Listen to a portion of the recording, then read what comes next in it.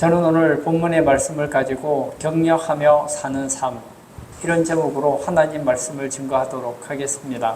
룻기는 옛날 이스라엘 사사들이 통치하던 시대에 일어났던 사건을 우리에게 소개하고 있습니다. 그 중에서도 본문에 기록된 내용은 사사들이 통치하던 시대에 엘리멜렉이라는 사람의 집안에서 일어났던 한 사건입니다. 엘리멜렉이라는 이름의 뜻은 다음과 같습니다. 엘은 하나님이라는 히브리어고 리는 나의, 그리고 멜렉은 왕이라, 이런 뜻입니다. 그러니까 엘리멜렉이라는 말의 뜻은 나의 하나님은 왕이시다, 이런 뜻입니다. 하나님께서는 이 엘리멜렉의 집안에서 세심하게 역사를 하셨습니다. 어떤 분들은 하나님께서 예수 믿는 성도의 가정을 돌보시고 사랑하시고 복을 주실 것인가, 이런 문제를 가지고 의심하는 분들이 있습니다. 그때 우리는 기억해야 될 것이, 하나님께서는 우리 가정에 관심을 가지고 계시고 돌보고 계신다는 사실을 믿어야 한다는 거예요. 이 엘리멜렉이라는 사람이 결혼을 하게 되었습니다. 그의 부인의 이름은 나오미입니다. 나오미는 우리들의 기쁨, 그런 뜻입니다. 그리고 결혼하는 가운데서 두 아들을 낳습니다. 첫째 아들의 이름은 말론, 두 번째 아들의 이름은 기련입니다. 아들의 이름이 좀 특이해요. 말론이라고 하는 것은 보잘것없는 자, 이런 뜻이고, 기련이라고 하는 것은 소멸할 자, 곧 죽을 자, 이런 뜻을 가지고 있습니다.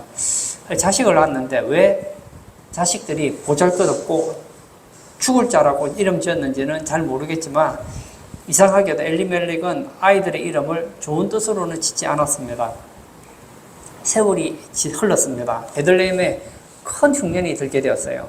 이 엘리멜렉이 살기 위해서, 물론 지금도 살 수 있지만 좀 더 나은 삶을 살기 위해서 모든 거기 있던 자산들을 다 팔고, 그리고 그 돈을 가지고 모압으로 이사를 가게 됩니다. 그리고 이민생활 10년을 하게 되죠. 그의 아들 말론과 기련도 모압에 있는 여자를 만나서 결혼을 합니다.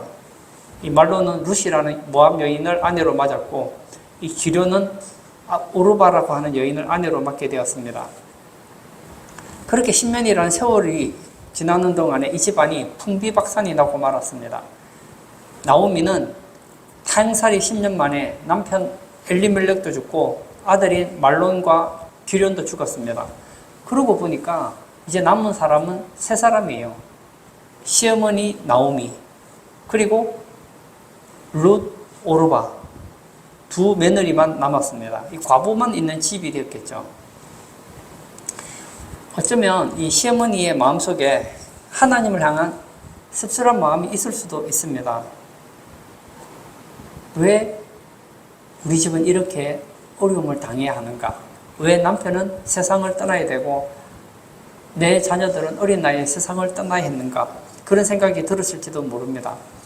그렇게 모압에서 기가 막힌 삶을 살고 있는데 한 가지 고향에서 소식이 들어옵니다.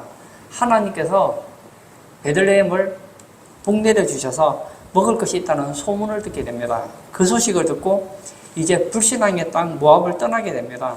떠나게 될 때에 두 며느리가 따라옵니다.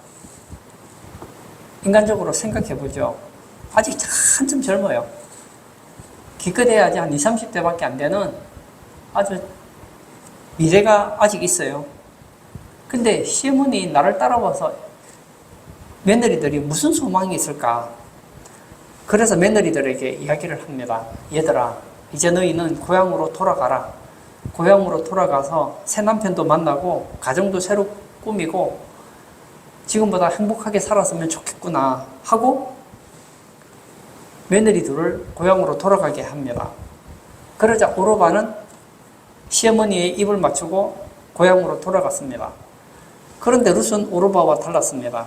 시어머니를 끝까지 따르겠다고 단호한 결심을 보입니다. 1장 16절과 17절을 제가 읽겠습니다. 룻이 이르되 내게 어머니를 떠나며 어머니를 따르지 말고 돌아가라 강권하지 마옵소서. 어머니께서 가시는 곳에 나도 가고 어머니께서 머무시는 곳에서 나도 머물겠나이다. 어머니의 백성이 나의 백성이 되고 어머니의 하나님이 나의 하나님이 되시리니 어머니께서 죽으시는 곳에서 나도 죽어 거기 묻힐 것이라. 만일 내가 죽는 일 외에 어머니를 떠나면 여호와께서 내게 벌을 내리시고 더 내리시기를 원하나이다 하는지라. 롯이 굉장히 단호한 입장을 가지고 있습니다. 나오미 입장에서 볼 때 나를 따라와도 지금보다 나은 인생을 살 수도 없는데 이 젊은 며느리인 룻이 끝까지 따르겠다고 하니 이제 뿌리치지 못하고 함께 베들레헴으로 돌아오게 되는 거예요. 우리가 볼 때에 룻이 인간적인 정 때문에 시어머니를 따라온 것처럼 보이지만 영적인 관점에서 보면 룻은 시어머니를 따른 것이 아니에요. 근본적으로는 시어머니의 하나님 여호와를 따라온 것이죠. 드디어 나오미와 룻은 베들레헴에 도착을 했습니다. 도착했을 때가 언제냐? 추수할 시기입니다. 한 3, 4월 정도 됐겠죠. 꽃샘 추위도 불고 추운 날이 왔습니다. 시어머니와 며느리 룻이 살려고 하면 먹어야 될 거 아니에요? 양식을 구하러 갑니다. 그때는 이 보리 타작하는 시기였기 때문에 며느리가 시어머니에게 이야기를 하고 보리를 주우러 가는 길이었습니다. 이 모세율법에 따르면 보리를 추수할 때에 추수하는 사람이 추수를 하다가 추수를 떨어뜨리면 절대로 줍지 못하도록 했습니다. 얼핏 보면 이 모세율법이 굉장히 잔인해 보여도 굉장히 자비로운 거예요. 떨어진 것은 그대로 놓아두어라. 왜냐하면 배고픈 나그네, 가난한 자가 먹고 살 수 있도록 하기 위한 하나님의 배려였습니다. 요즘으로 말하면 가난한 자를 배려하는 하나님의 복지 정책이죠. 그래서 룻이 떨어진 이삭을 줍기 위해서 보리밭에 나간 것입니다. 이 룻은 떨어진 보리 이삭을 주어서 일부는 양식으로 삼고 일부는 또 팔아서 생활에 필요한데 사용할 수 있기 때문에 굉장히 요긴한 것이죠. 모압에서 베들레헴으로 온 이 룻이 뭘 알겠어요? 보니까 이자들이 이삭을 주우러 가는 거예요. 따라갔습니다. 그 우연히 간 곳이 어디였느냐면 보아스의 밭이었습니다. 그런데 신기한 것은 이 보아스는 룻의 시아버지인 엘리멜렉과 친척이더라는 거예요. 가까운 친척이었고 또 대단한 부자고 권세도 많은 사람인데 또 하나님도 잘 믿는 사람이었어요. 나이도 들만큼 들었어요. 이제 결혼해서 가정을 꾸리고 자녀들이 있을 법도 한데 하나님께서 이 사람의 혼사를 막으셨는지 아직까지 장가를 못 가고 있는 거예요. 돈 많아요. 성품 좋아요. 영향력 있어요. 사람들이 좋아합니다. 그런데 그때까지 장가를 못 가고 있었어요. 이 보아스가 자기 보리밭에 추수하는 것을 보기 위해 갔습니다. 거기서 일하는 사원들에게 말하죠. 여호와께서 너희와 함께 하시기를 원하노라 하고 축복합니다. 그랬더니 사원들이 보아스를 또 축복합니다. 여호와께서 당신에게 복 주시기를 원합니다. 참 멋지죠. 이 고용주와 근로자 간에 아름다운 노사관계가 형성되어 있는 것을 보게 됩니다. 이 보아스는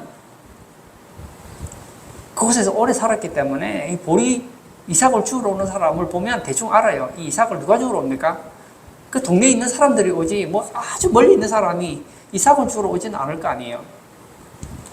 보니까 어떤 젊은 여자가 이삭을 줍고 있는 거예요. 저 소녀가 누구의 소녀냐 물었더니 사원이 대답합니다. 룻기 2장 6절과 7절을 제가 읽겠습니다.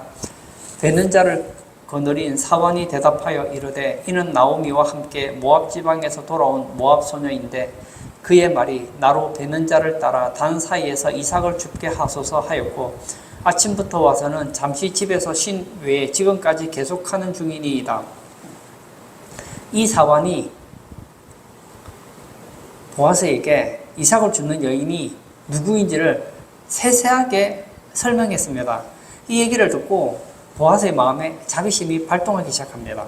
그리고는 룻을 보더니 칭찬하고 축복하기 시작합니다. 이제 너는 다른 밭에 가지 마라. 이 밭에만 있어라.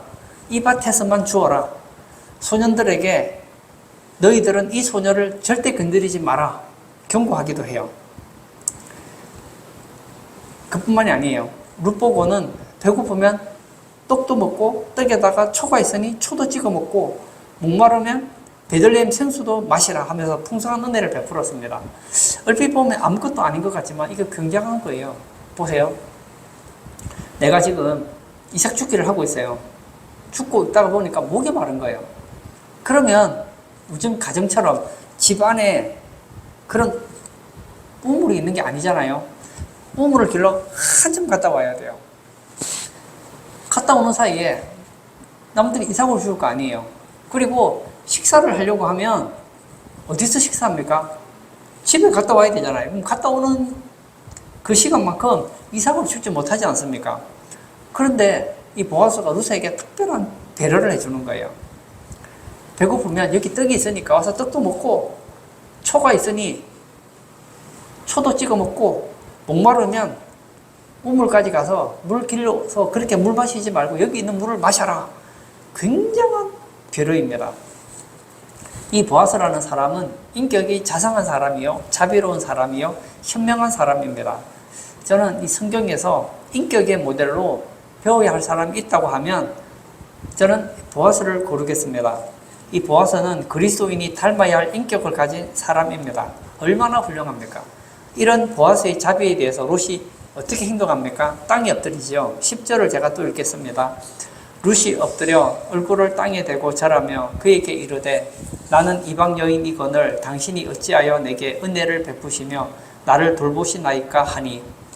롯은 또 얼마나 겸손합니까? 그 보아스 앞에 엎드려서 얼굴을 땅에 대고 절을 합니다. 이런 말이죠. 주여, 나는 이방 여인이오니 어찌하여 당신이 신념만도 못한 나를 이렇게 극진하게 대우해 주십니까? 얼마나 겸손한지 모릅니다. 저는 이 보아스와 룻을 보면서 교회에서 기신자와 새신자의 대면 현장과 비슷한 것을 느끼게 됩니다. 룻은 누굽니까? 모압의 우상을 버리고 이스라엘의 하나님께 각 돌아온 새신자예요. 거기에 반하여서 보아스는 신앙 경력과 경험이 풍부한 기신자의 모형입니다. 우리도 예수님 믿었잖아요. 벌써 예수 믿은 지 오래됐잖아요. 그러면 우리도 보아스처럼 룻을 이렇게 격려할 줄 알아야 된다는 거예요. 성경에 보면 아볼로에게는 브루스길라와 아굴라가 있었고, 바울에게는 아나니아가 있었고, 디모데에게는 바울이 있었습니다. 그를 신앙으로 격려해주고 잘 성장하도록 도와주는 사람이 있었다는 거예요. 오늘의 내가 이 정도 신앙을 가지기까지는 뒤에서 우리가 알게 모르게 도와줬던 많은 사람들이 있어요. 저도 저를 돌아보면 제가 지금 신앙생활을 하고 이제 교회 목사가 되었는데 제가 그냥 됐겠습니까? 생각해보면 어릴 때부터 제가 교회를 나갔어요. 그러면 주일학교 선생님이나 또 전도사님, 목사님들이 직접 간접으로 얼마나 제게 많은 도움을 주었습니까? 또 저를 위해 기도해 주신 분들도 있잖아요. 그리고 서점에 가면 얼마나 좋은 신앙 서적이 있습니까? 또 좋은 목사님들의 글도 읽고 테이프도 듣고 강의도 듣고 그러면서 오늘의 제가 있게 된 거 아니겠습니까?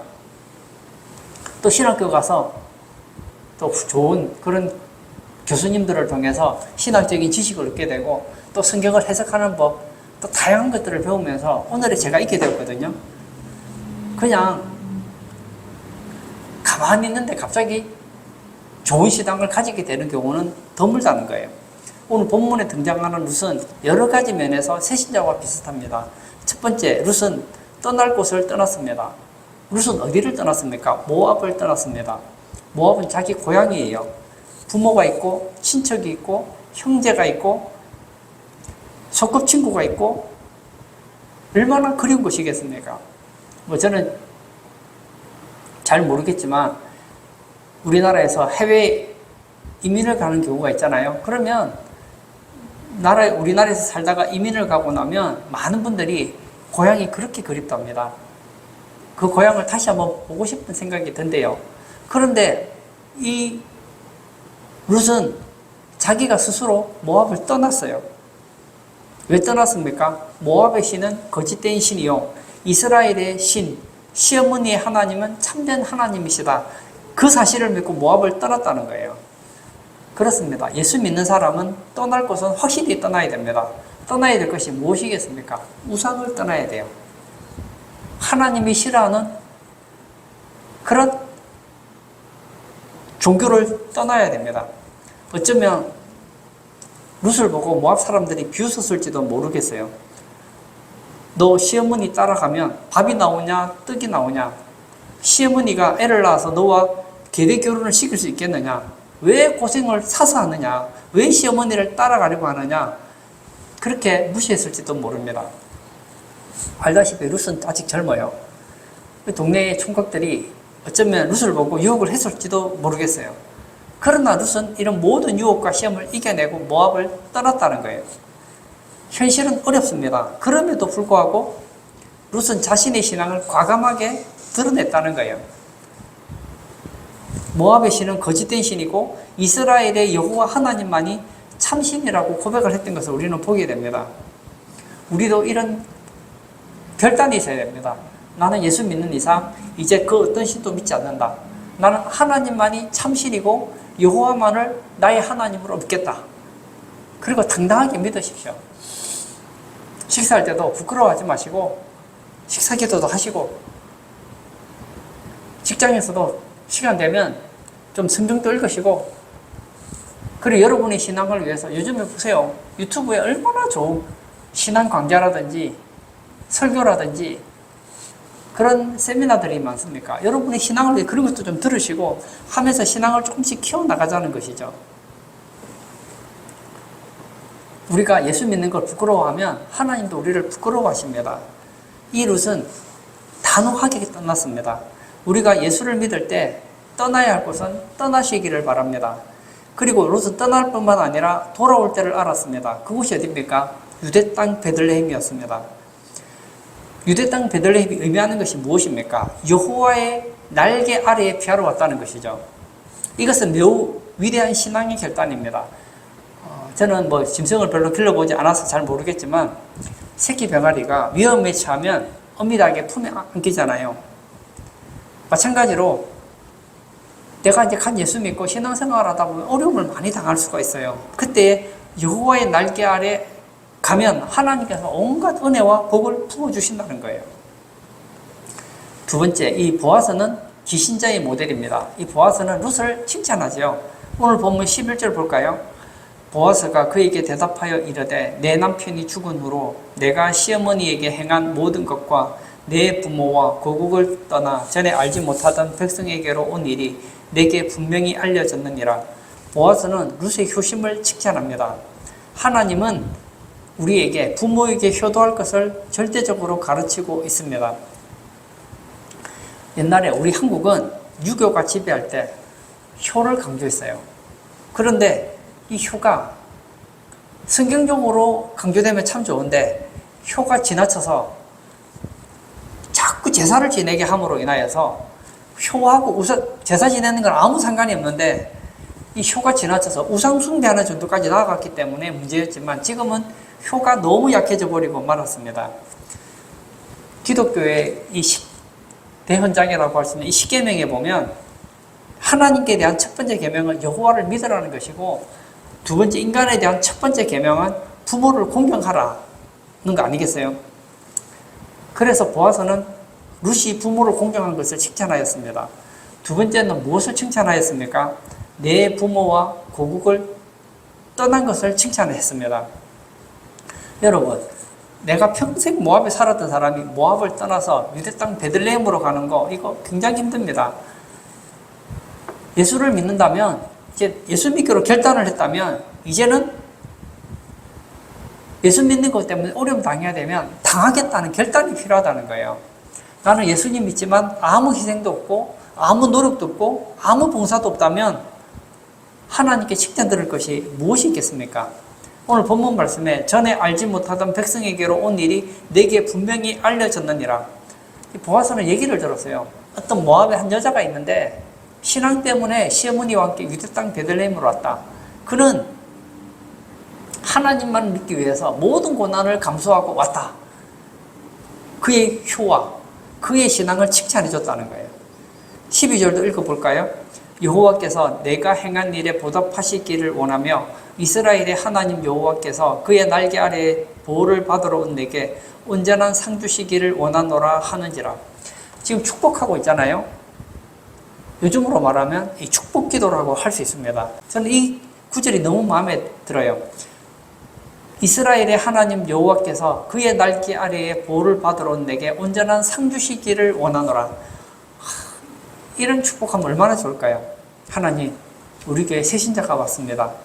여호와께서 그의 날개 아래에 보호를 받으러 온 우리 새 가족에게 온전한 상 주시기를 축복합니다. 이런 기도 말이에요. 격려가 바구니라고 한다면 기도는 바구니에 떡을 담아두는 것이라고 할 수 있습니다. 격려가 구름이라고 한다면 기도는 구름에서 시원한 비를 내려주는 것과 같습니다. 모압에 있는 사람들이 볼 때는 이 룻이 이해가 안 돼요. 맞습니다. 세상 사람들은 예수 믿고 교회 나오는 사람들을 보면 이해를 못합니다. 저는 예수님 믿으니까 이해가 다 돼요. 근데 내가 예수 안 믿는다고 생각하고 한번 불신자라는 입장에서 어떤 사람이 교회 들어와서 신앙생활 하는 걸 보면 저도 이해가 안 될 것 같아요. 한번 생각해 보세요. 평일에 주일에서 직장에서 일을 하잖아요. 얼마나 살기 힘듭니까? 이제 일요일이겠어요. 우리 말로 주일이죠. 주일이 되면 이제 좀 쉬어야 되는데 교회 나가는 거예요. 교회 가서 있는지 없는지도 모르는 그 신한데 예배드리러 간다는 거예요. 그뿐만이 아니에요. 세상에서 일하면 한 시간 동안 봉사하면 봉사만큼 뭘 받습니까? 돈을 벌잖아요. 하루 일을 하면 하루만큼 일당을 받잖아요. 그런데 이상하게 교회에 나와서 봉사하는데 자기 돈을 써가면서 일을 하는 거예요. 직장인은 돈을 받으면서 일하는데 이 교회 가서는 자기 돈을 쓰면서 봉사하는 거예요. 그뿐만이 아니죠. 세상에서는 내가 어떤 수고를 하면 거기에 대한 대가를 바라는 게 상식 아닙니까? 그런데 이상해요. 교회 갔는데 내가 한 달 동안 피같이 번 그 돈에서 또 10분의 1을 또 하나님께도 헌금이라고 또 드린다네요. 교회 갈 때마다 헌금하죠. 또 감사하면 감사금 드리죠. 이해가 안 되는 거예요. 이해가 안 되는 거예요. 그러나 여러분, 그분들은 왜 이해가 안 되느냐 하면 신앙이 없기 때문입니다. 하나님을 인정하지 않기 때문입니다. 여러분, 하나님은 여호와의 날개 아래에 상 받으러 온 룻을 외면하지 않았습니다. 우리도 마찬가지예요. 이 룻은 세 가족의 모형이거든요. 우리가 하나님을 의지하고 하나님의 날개 아래에 오면 하나님께서는 우리에게 뭘 주십니까? 상을 주신다는 거예요. 어떤 상을 주실까요? 내세의 상을 주십니다. 이 상은 죽어서 천국 가는 상이에요. 내가 예수님 믿고 오직 하나님만을 섬기겠다 하고 주의 날개 그늘 아래에 오면 그 사람에게는 보장되어 있는 것이 있습니다. 천국이 보장되어 있어요. 성경은 지혜자는 잔치집보다는 초상집에 관심이 있다고 했습니다. 잔치집보다는 초상집에 먼저 간다고 했습니다. 왜 그럴까요? 잔치집에 가면 기뻐요. 그러다 초상집에 가면 뭘 생각합니까? 나는 죽는구나. 나도 저 사람처럼 죽는구나. 죽음 이유를 생각하게 되는 거예요. 저도 이 땅에서 지금 살고 있지만 저는 안 죽을까요? 안타깝지만 저도 죽습니다. 죽고 나면 어디론가 가야 돼요. 누가 말한 것처럼 죽고 나면 끝나는 거 아닙니다. 죽고 나면 우리는 어디론가 갑니다. 어떤 사람은 천국에 갈 것이고 어떤 사람은 지옥에 갈 것이에요. 그러나 하나님을 붙잡고 여호와의 날개 그늘 아래에 들어온 사람은 내세의 상이 있다는 거예요. 죽으면 천국 갈 것이고 예수님께서 재림하시면 부활의 몸을 입게 될 것이고 예수님과 함께 영원히 새하늘과 새 땅에서 영생을 누리며 살게 될 것입니다. 이것은요, 세상에서는 비교할 수 없는 어마어마한 상입니다. 하나님은 그럼 내세의 상만 주실까요? 아니라는 거예요. 현세의 상도 주신다는 거예요. 룻을 보십시오. 룻은 신앙 때문에 가족을 잃었습니다. 그러나 하나님 안에서 무수한 새 가족을 얻을 수 있었습니다. 룻은 하나님을 선택함으로 양심의 평안을 얻을 수 있었고 이제는 하나님의 보호를 받게 되었고 하나님께서는 또 룻에게 너무너무 좋은 사람, 보아스를 나중에 남편으로 보내주잖아요. 우리가 세상을 살다 보면 이런 생각이 들잖아요. 두렵다. 과연 나의 미래는 어떻게 될 것인가? 요즘에 미래에 대해서 걱정하는 사람이 많아요. 저도 잘은 모르겠지만 보니까 요즘에 나이가 들어서 일하시는 분들이 많다고 하더라고요. 너무 힘들어서 장수를 복으로 생각 안 하시는 분들이 꽤 되는 것 같더라고요. 수명은 길어졌는데 직장 생활하는 기간은 그렇게 길지가 않아요. 직장 생활했던 한 몇십 년을 가지고 배나 더 오래 살아야 되는데 이게 어떻게 보면 부담이 될 수도 있겠어요. 그러나 오늘 예배 참석하신 사랑하는 성도님, 우리는 두려워하지 않아도 됩니다. 왜냐하면 우리에겐 약속이 있거든요. 예수님께서 말씀하셨잖아요. 하나님을 믿으니 또 나를 믿어라. 너희는 무엇을 먹을까, 무엇을 마실까 염려하지 말라. 이는 다 이방인들이 염려하는 것이지 너희들이 염려할 것이 아니야. 하늘에 계신 너희 아버지께서 책임지신다. 우리에겐 이 약속이 있어요. 내가 하나님 믿고 주님의 보호 아래 가면 하나님께서 우리를 인도하셔서 살 길을 열어주신다는 거예요. 내일 일은 난 몰라요. 그럼 끝인가요? 아니죠. 주님 붙잡고 나아가면 내일 일을 몰라도 주님이 가장 좋은 길로 인도해 주신다는 겁니다. 저도 제가 살아왔던 인생을 돌아보면 그런 게 있는 것 같아요. 내가 미래에 대해서 불확실할 때 기도하면 하나님께서 길을 열어주시는 거예요. 야, 내가 하나님이 없었다면 어떻게 했을까요? 내 인생에 위기가 닥쳤을 때에 그 위기를 어떻게 극복했을까요? 하나님께서는 룻에게 내세의 상을 주실 뿐만 아니라 현세의 상도 주셨습니다. 룻만 그럴까요? 예수님 믿고 주 앞에 돌아오면 누구나 내세의 상과 현세의 상을 주신다는 거예요. 그뿐만이 아니에요. 물질의 복도 주셨습니다. 사실은 지금 시어머니 나오미와 룻은 남의 밭에서 이삭을 줍습니다. 저는 뭐 이삭을 주워본 적은 없지만 이제 농부가 추수를 하잖아요. 하면은 솔직한 얘기로 뭐 이삭이 얼마나 떨어져 있겠습니까? 하루 종일 주면 허리를 구부리고 주어야 되잖아요. 이삭 줍기. 저는 안 해봐서 잘 모르겠지만 하루 종일 그 이삭 줍는다 허리 구부리면 또 허리가 얼마나 아프겠어요. 솔직하게. 모아서 하루 이틀 먹고 나면 또 이삭을 주우러 가야 되는 거예요. 먹고 살 수는 있지만 너무너무 힘들어요. 그런데 여호와의 날개 그늘 아래 왔더니 어떤 일이 생겼습니까?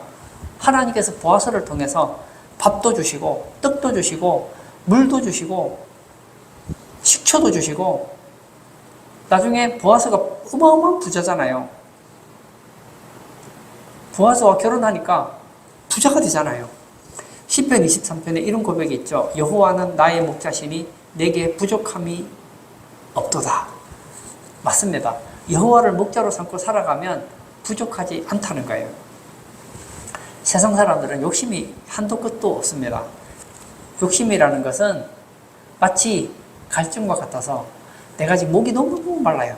그러면 시원한 물을 마시면 갈증이 사라지겠죠. 근데 소금물밖에 없는 거예요. 목이 말라서 소금물을 벌컥벌컥 마셨어요. 그러면 마실 때는 시원한 것 같은데 마시고 나면 갈증이 더 심해지는 거예요. 저는 이 재물에 대한 갈증하면 생각나는 한 사람이 있습니다. 록펠러입니다. 록펠러가 어려서부터 돈을 벌기로 결심하고 53세에 억만장자가 되었습니다. 그 록펠러 주변에 이런 사람들 이런 질문을 한 적이 있습니다. 이렇게 많은 돈이 있는데 왜 자꾸만 벌려고 하십니까? 당신은 이미 억만장자가 되었으니 죽을 때까지 하루에 1억씩 써도 다 못 쓰고 죽을 건데 왜 그렇게 돈을 벌려고 합니까? 하고 물었어요. 그랬더니 록펠러가 다음과 같이 답변했다고 합니다. 억만장자가 된 지금도 나는 조금만 더 벌겠다고 하는 마음의 욕망이 있습니다.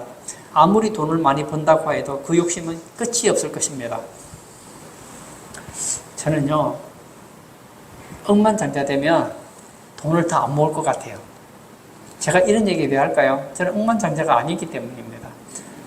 제가 보니까요, 사람의 욕심이라 절제하지 않으면 끝이 없는 것 같아요. 돈이 없을 때는 1,000만 원만 있으면 소원이 없을 것 같아요. 1,000만 원 생기면 1억만 있으면 소원이 없을 것 같아요. 1억 있으면 10억만 있으면 소원이 없을 것 같아요. 10억이 생겼어요. 조금만 더. 그럼 한 100억이 생겼어요. 이제는 충분할 것 같아요. 100억이 되면 1000억만. 갈증은 끝이 없는 거예요. 그러다가 록펠러가 몸에 병이 들어서 먹지 못하고 마시지 못하고 때가 앙성하게 됩니다. 이제 죽게 되는 처량한 신세가 되고 말았죠. 그때 록펠러가 성경을 읽다가 하나님을 만나게 되었습니다. 물론 록펠러는 어려서부터 신앙생활을 했습니다. 그러나 지금까지는 신앙생활을 했지만 돈에 마음이 너무 많았어요. 그래서 록펠러가 하나님을 만나고 삶이 바뀌게 됩니다. 지금까지는 물질을 모으는 데 관심이 있었다면 이제는 하나님의 영광을 위하여 어떻게 하면 물질을 잘 사용할 수 있을까? 그래서 많은 물질을 사람들에게 나누어주고 록펠러 재단도 만들고 사회를 위해서 좋은 일을 많이 하다가 98세까지 살지 않았습니까? 여러분, 성경이 말하잖아요. 주는 것이 받는 것보다 복되다고 했습니다. 내가 얻어서 만족하려고 하면요, 끝이 없어요. 여호와는 나의 목자시니 내게 부족함이 없다고 했던 그 다윗이 왜 부족하지 않다고 했을까요? 솔직한 얘기로 다윗보다는 솔로몬이 마누라가 더 많았잖아요. 아내가 더 많았잖아요. 만약에 부족하지 않는 거로 치면 다윗보다는 솔로몬이 더 만족해야 되는 거 아닙니까? 그리고 다윗은 어려서부터 집에서 인정도 잘 못 받았어요. 거기에 반하여서 이 솔로몬은 아버지의 사랑을 받았잖아요. 그리고 그의 아버지 다윗을 한번 보세요. 아버지와 그의 아들 솔로몬을 보세요. 이 아들 솔로몬은 얼마나 편안하게 왕이 됩니까? 거기에 반하여서 아버지 다윗은 왕이 되기 전까지 그의 장인어른 사울왕에게 얼마나 죽을 뻔한 위기를 만나고 또 만나지 않습니까? 그런데 뭐라고 얘기합니까? 여호와는 나의 목자시니 나에게는 부족하지 않습니다. 왜 그럴까요? 주님이 주시는 충만한 기쁨이 있기 때문입니다. 주님이 부어주신 은혜가 있기 때문이에요. 다윗은 재물이 많은 것을 복으로 생각하지 않았어요. 다윗은 성공하는 것을 복이라고 생각하지 않았어요. 다윗은 한 가지만 복이라고 생각했습니다. 주밖에는 나의 복이 없나이다. 여호와의 날개 그늘 아래에 거했더니 다른 것은 보너스로 다 주어지더라는 거예요. 오늘 본문 13절을 제가 한번 읽어볼까요? 룻이 이르되 내 주여 내가 당신께 은혜 입기를 원하나이다. 나는 당신의 하녀 중에 하나와도 같이 못하오나 당신이 이 하녀를 위로하시고 마음을 기쁘게 하는 말씀을 하셨나이다 하니라. 룻이 뭐라고 얘기합니까? 내가 당신께 은혜 입기를 원하나이다.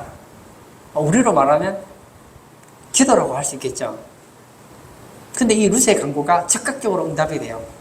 룻이 그날 밤 시어머니에게 이야기를 합니다. 제가 보리를 주우러 갔는데 거기서 큰 은혜를 받았습니다. 그래, 누구의 밭이더냐? 보아스라는 분의 밭이었습니다. 나오미가 알았어요. 아, 그렇구나. 그 사람이 내 남편 엘리멜렉의 친척인데 우리의 기업을 물을 자다. 가르쳐줘요. 그리고는 시어머니 나오미가 룻에게 이야기를 합니다. 너는 내가 해주는 대로 해라. 오늘 밤에 그 사람이 자고 있는 그 발치에 가서 누워라. 그러면 그 사람이 행해야 할 일을 내게 알려주리라. 그랬더니 이 룻이 시어머니 말씀에 순종해서 보아스가 있는 곳에 들어가서 발치에 눕습니다. 보아스가 자다 보니까 발에 뭐가 걸려요. 봤더니 오늘 낮에 봤던 룻이 있는 거예요. 아니, 깜짝 놀라죠. 이 여자가 왜 여기서 내 발치 밑에 자고 있는가 하고 있을 때 룻이 보아스를 향해서 이렇게 얘기하죠. 당신의 옷자락으로 이 종을 덮으소서. 이게 뭐죠? 당신의 옷자락을 펴서 여종을 덮으라는 얘기가 무슨 뜻일까요? 프로포즈죠. 결혼하자는 거예요.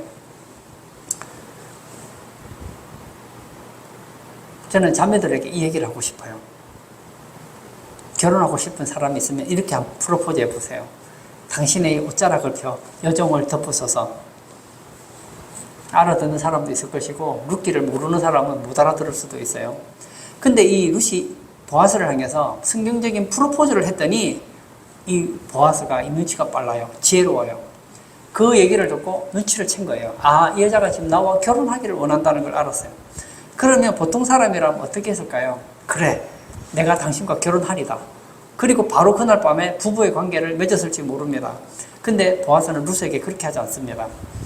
내가 너의 기업 물을 자가 맞지만 나보다 우선순위가 있으니 먼저 그 사람을 내가 만나겠다.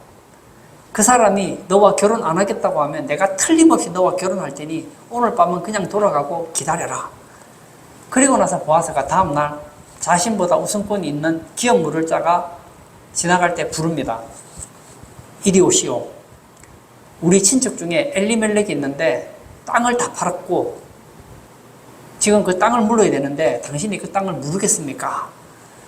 그랬더니 어이구, 땅이 이스라엘 땅은 소유하기가 상당히 어렵거든요. 내가 물으겠다 얘기를 해요. 그랬더니 그러면 당신이 물으면 그 며느리 룻이 있으니 그 땅을 룻에게 주어야 하는데 룻에게 주겠습니까? 아마 이 우선권이 있는 사람은 아마도 잘은 모르겠지만 아주 총각인 것 같아요. 그런데 이 룻을 자기 아내로 삼고 그리고 그 기업을 룻의 이름으로 주면 손해볼 것 같은 거예요. 그래서 안 하겠다고 양보를 합니다. 그래서 보아스가 얘기하죠. 당신의 신발을 벗어달라.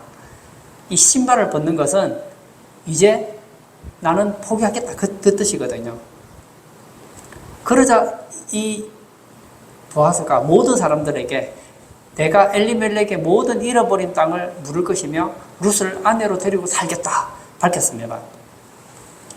그러면 보아스는 어떻습니까? 보아스는 손해보았습니까? 아니죠. 지금 보아스 나이가 몇 살인지는 모르겠지만 아무리 어려도 한 40, 50대는 안 됐겠어요? 그러면 이 보아스가 정상적인 남자라면 자기도 사랑하는 아내와 함께 가정을 꾸리고 싶지 않겠느냐고요. 그런데 어찌된 일인지 하나님께서 이 결혼이 안 되게 한 거예요.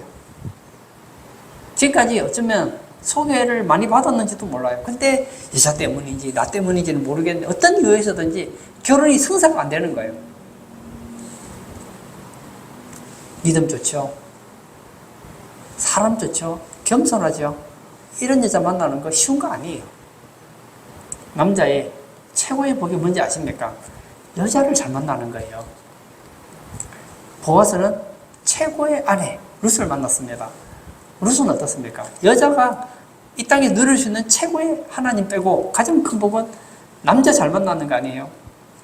보아스 같은 이런 신앙의 남편 만나는 거 어려워요. 이런 인격자 만나는 거 어렵습니다. 룻은 기도한 대로 보아스에게 큰 은혜를 받았고 결혼해서 아기도 낳습니다. 그 아들의 이름이 뭐죠? 오벳이죠. 오벳은 이새를 낳고 이새는 누구를 낳습니까? 다윗을 낳잖아요. 룻은 다윗의 증조모가 됩니다. 이 다윗의 후손에서 메시아가 나잖아요. 룻은 신앙 때문에 모든 것을 버린 것 같았습니다. 하나님을 위해서 버렸더니 하나님께서 모든 것을 주셨습니다. 남편이 세상을 떠나서요. 남편을 잃었더니 더 좋은 남편을 주셨습니다.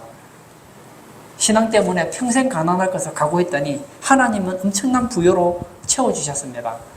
평생 자녀 없이 살 줄 알았더니 하나님께서는 그에게 좋은 아들을 주셨습니다. 어마어마한 복이죠. 결론을 짓고자 합니다.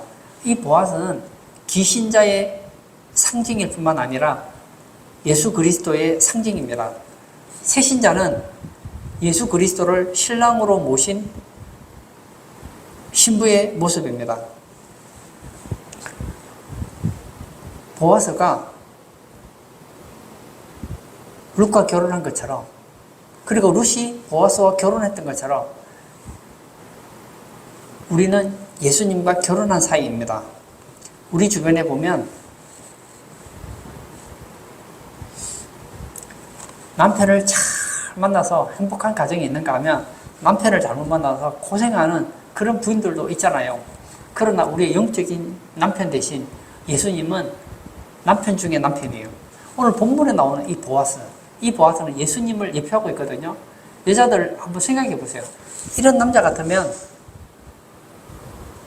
결혼하고 싶지 않겠느냐고요. 우리 중에는 어려움 당하는 성도들 있을 겁니다. 우리가 어려움을 당할 때 많은 경우에 하나님께 원망합니다. 하나님이 살아계시다면 왜 내 시아버지가 죽고 왜 남편이 죽고 나는 이렇게 어렵게 살아야 됩니까? 나는 왜 미래가 없습니까? 불평할 수 있잖아요. 그러나 룻은 불평하지 않습니다. 환경 보지 않아요. 지금 그가 처한 환경은 절대 절망이었지만 하나님을 붙잡습니다. 나는 여호와의 날개 그늘 아래에 거하리라. 그리고 신앙의 결단을 합니다. 그 결과 어떻게 되었습니까? 나오미도 신앙의 결단을 하고 룻도 신앙의 결단을 했더니 나오미는 열아들보다 나은 며느리 룻을 얻게 되었고 노년에 다윗의 할아버지인 오벳을 안게 되었습니다. 그리고 사람들에게 내가 복을 받았다 간증하는 걸 보잖아요. 나오미도 복 받았어요. 신앙의 결단을 했던 룻도 복을 받았어요. 보아스도 하나님께 복을 받았습니다. 그렇습니다. 우리는 과정을 모릅니다. 제가 좋아하는 성경 구절이 있어요. 하나님을 사랑하는 자, 곧 그 뜻대로 부르심을 입은 자들에게는 모든 것이 합력하여 선을 이룬다는 말입니다. 맞아요. 내가 잘못할 수 있어요. 엘리멜렉과 나오미가 모압 땅으로 간 건 분명히 잘못된 거예요. 그러나 거기서 나오미가 신앙의 결단을 내리니까 결국은 합력하여 선이 되잖아요. 룻이 평생 모압 땅에서 우상을 섬기며 살았을 겁니다. 그러나 시어머니를 통해서 신앙을 알게 되고 참 하나님을 알게 되고 여호와의 날개 그늘 아래에 거하겠다고 결단을 내렸더니 하나님께서 그의 미래를 책임지시잖아요. 보아스도 보세요. 얼마나 불평이 많겠습니까? 자기 주변에 친구들 봤더니 다 결혼했어요. 다 가정을 꾸리고 있습니다. 나는 뭐야? 나는 말씀대로 살려고 이렇게 몸부림치고 있는데 왜 나는 이 나이가 되도록 결혼을 못하나? 불평할 수 있잖아요. 그게 아니에요. 하나님께서 좋은 배우자를 준비해 놓더라는 거예요. 오늘 예배 참석하신 사랑하는 성도님, 우리는 여호와의 날개 그늘 아래에서 참된 행복을 누리시기를 바랍니다.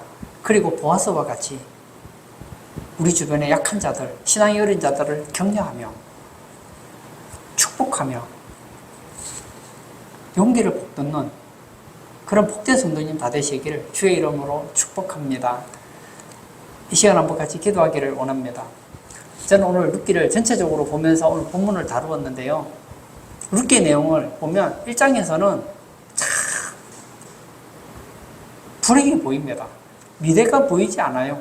그러나 우리는 알지요. 여호와를 선택했더니 여호와께서는 하나님을 붙잡았던 나오미와 룻을 외면하지 않았다는 거예요. 그렇습니다. 우리가 하나님만 붙잡고 믿음 생활하면 하나님께서 우리의 미래를 책임지신다는 거예요. 이 시간 기도할 때 하나님, 이제 내가 오직 하나님 한 분만을 붙잡고 살기를 원합니다. 뿐만 아니라 아직 믿음이 어린 주변에 세신자들이 있다면 보아스와 같이 격려하며 축복하며 위로하는 그런 성숙된 신앙인 되게 해달라고 기도하시고 우리 자유롭게 개인 기도하도록 하겠습니다.